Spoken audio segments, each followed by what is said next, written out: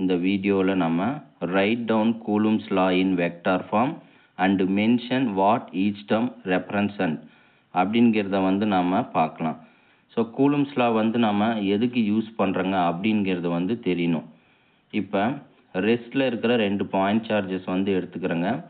அந்த 2 பாயிண்ட் சார்ஜஸ்க்கு இடையே பார்த்தீங்கன்னா ஃபோர்ஸ் இருக்கும். அந்த ஃபோர்ஸை பற்றி சொல்கிறது தான் இந்த Coulomb's lawன்னு சொல்கிறாங்க.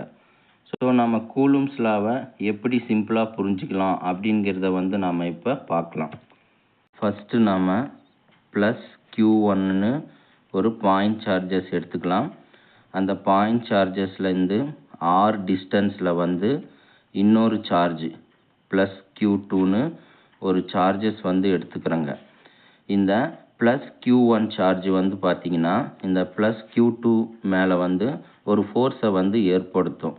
அதை நம்ம எப்படி எழுதிக்கலாம்னா F21 வெக்டார்னு எழுதுறேங்க.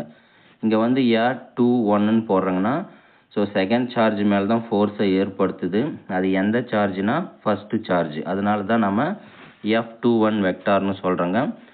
இந்த F21 வெக்டார் எதுக்கு டைரக்ட்லி ப்ரொபோஷனலாக இருக்குன்னா அந்த 2 பாயிண்ட் சார்ஜஸோட மதிப்பு இருக்குது பார்த்தியா, அதோட ப்ராடக்ட்டுக்கு டைரக்ட்லி ப்ரொபோஷனலாக இருக்கும். அதனால் நாம் அதை Q1 Q2ன்னு எழுதலாம். அதே மாதிரி அது எதுக்கு இன்வெர்ஸ்லி ப்ரொபோஷனலாக இருக்குங்கிறது சொல்லணும். அந்த 2 சார்ஜஸ்க்கு இடையே இருக்கிற டிஸ்டன்ஸ் இருக்குது பார்த்தியா, அந்த டிஸ்டன்ஸ் ஸ்கொயருக்கு இன்வெர்ஸ்லி ப்ரொபோஷனலாக இருக்கும். அதே மாதிரி அந்த ஃபோர்ஸோட டைரக்ஷனை சொல்லணும். அது ஃபோர்ஸோட டைரக்ஷனை நம்ம எப்படி சொல்லலாம்னா இந்த ஃபஸ்ட்டு சார்ஜிலேருந்து செகண்ட் சார்ஜ் நோக்கி இருக்கிறதுனால நாம் அதை R12 கேப்னு சொல்கிறாங்க. ஸோ அந்த டைரக்ட்லி ப்ரொபோஷனல் ஈக்குவல் பண்ணுறதுக்கு நம்ம ஒரு கான்ஸ்டன்ட் போட்டு எழுதணும்.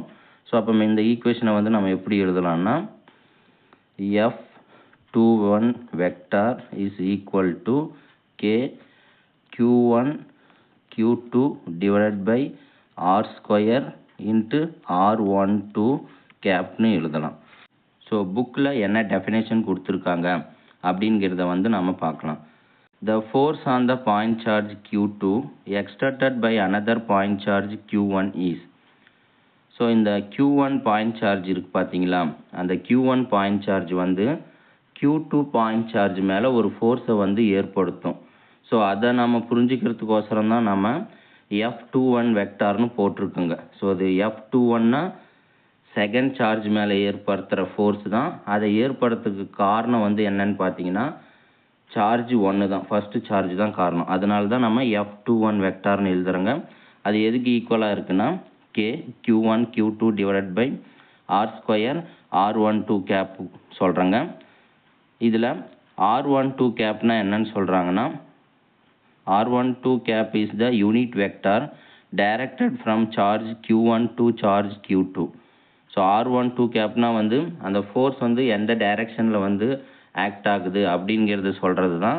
ஸோ அந்த ஃபோர்ஸ் பார்த்தீங்கன்னா Q1 சார்ஜிலேருந்து Q2 சார்ஜ் நோக்கி போகிறதுனால தான் நம்ம அதை R12 கேப்னு சொல்கிறோங்க.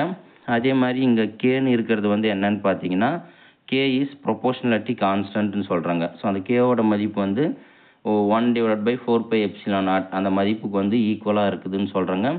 அதே மாதிரி நீங்கள் ஆர்னா கூட என்னன்னு எழுதிக்கலாம். ஸோ ஆர்னா என்னன்னு பார்த்தீங்கன்னா டிஸ்டன்ஸ் பிட்வீன் 2 பாயிண்ட் சார்ஜஸ் அப்படின்னு சொல்லலாம். ஃபைனலாக பார்த்தீங்கன்னா Coulomb's law in vector form.